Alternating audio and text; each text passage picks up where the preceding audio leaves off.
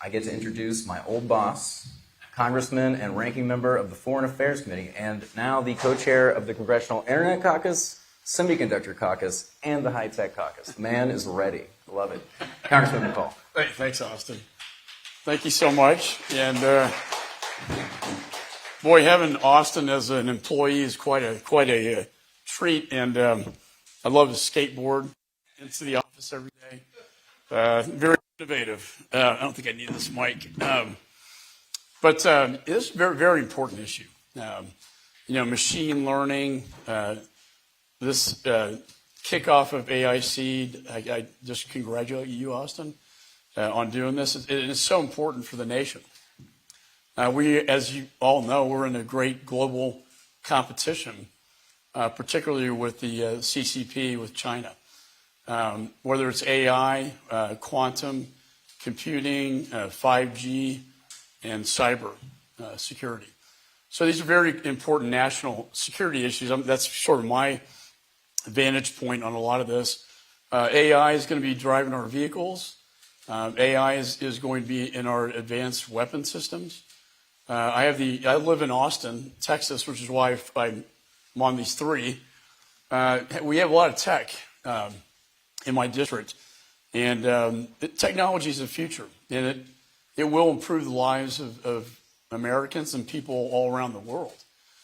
So it's just vitally important. I've been very involved also with these advanced semiconductor chips and the manufacturing of these chips here in the United States.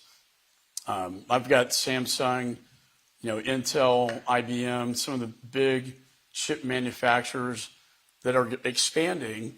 I introduced a bill, the Chips for America Act, which is bipartisan, bicameral. It may be the greatest piece of hope I have in this current toxic environment up here to get something really good done for the United States in a bipartisan way. And it incentivizes, through the tax incentives, but a grant program, manufacturers to either expand here in the United States or relocate in the United States or with our allies. And why is that so important? Because our chips have been either stolen or we've sold it to China. TSMC is a good example. We pulled that out of Taiwan to have an Arizona branch.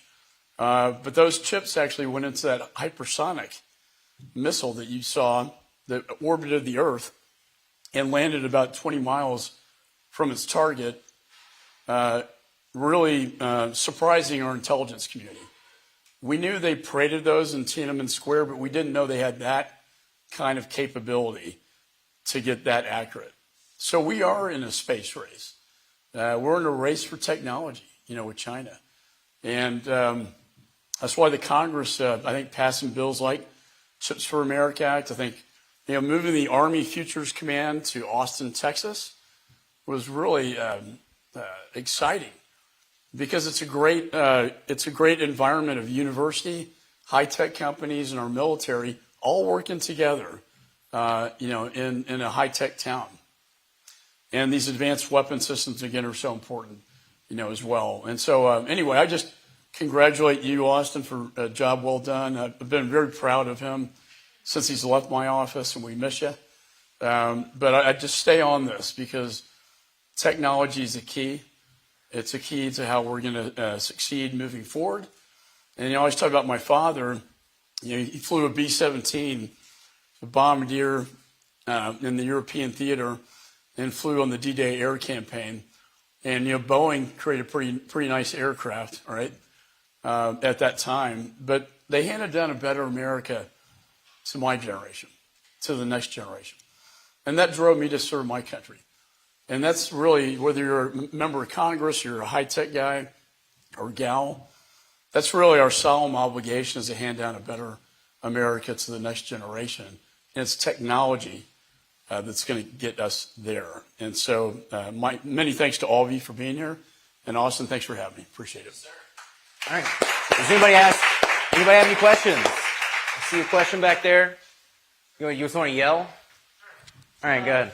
I saw some headlines recently of the departing chief software officer from the Air Force. He used to work for Dr. Roper. He was quoted quoted as saying that China has won the AI race. I was wondering if you could comment further on AI and great power competition. Yeah, and I think he maybe got a little ahead of himself on that. I think he's trying to clarify that statement.